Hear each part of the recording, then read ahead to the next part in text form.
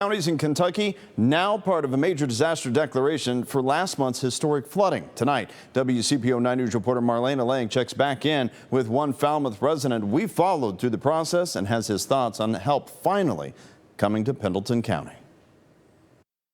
The mayor took the time to call me and say, hey, we're approved, we're approved for individual assistance. And that just gave me that breath of air that I had already lost. For nearly 6 weeks, those in Falmouth have waited for federal help after flooding left much of the city underwater. 90%, 95% of everything I had was in here, and it was totally destroyed. We first met Brad Carroll on April 7th. He, like others, had hopes that federal help would come soon.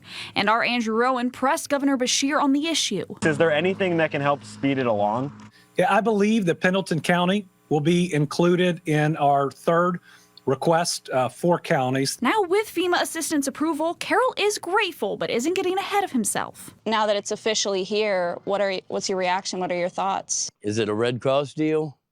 Yeah, are we going to go through all this and they say, here, shut up? Or because that's how I feel. Carroll says the Red Cross gave him a few $100s in relief, but with losing over $6 grand in inventory for his flea markets, he says it feels like a slap in the face. How much would you hope to see from FEMA? $10,000. But first, FEMA tells us property owners need to apply.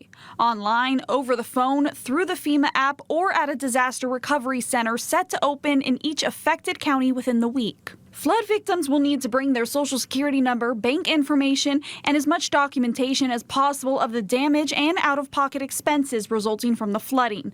But how much money can one expect? It's case by case. Not everybody had the same damage. She says once approved, you should see the money in your account within 7 to 10 days. If you're denied, you have 60 days to appeal.